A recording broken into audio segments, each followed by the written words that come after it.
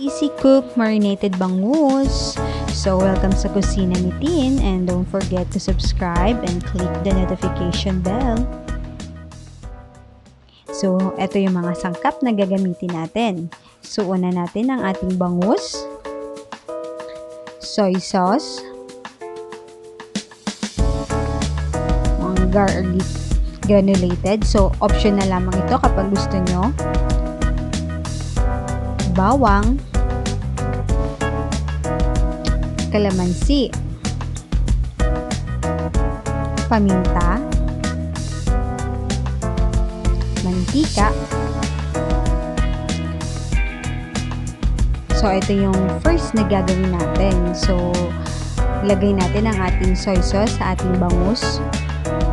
And make sure na nakahalo ito ng mabuti at nakababad.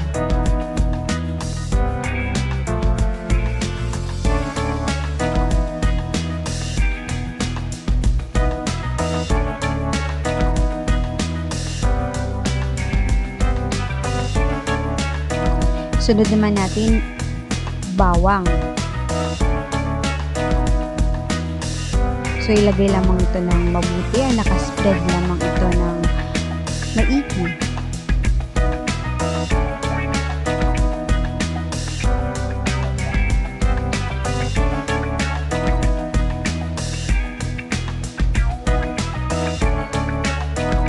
Then, paminta.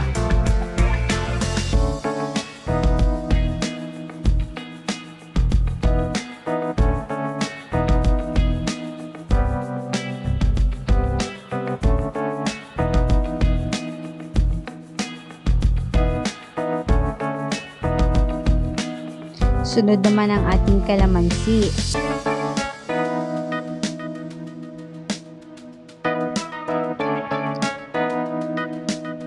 Then, ibabad natin ito for 30 minutes.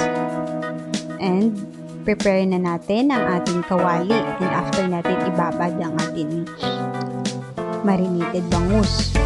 So, make sure na kumukulo na yung mantika bago natin ito ilagay.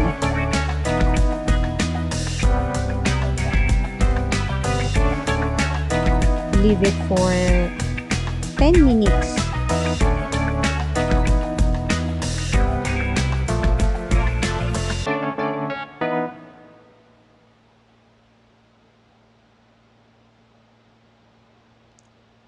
Next, ibaliktad natin ang ating bangus.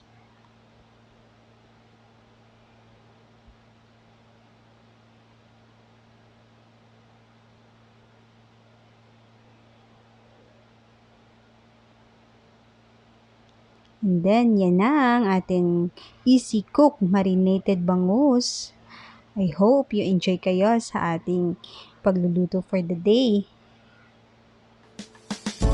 So don't forget to subscribe and click the notification bell. See you!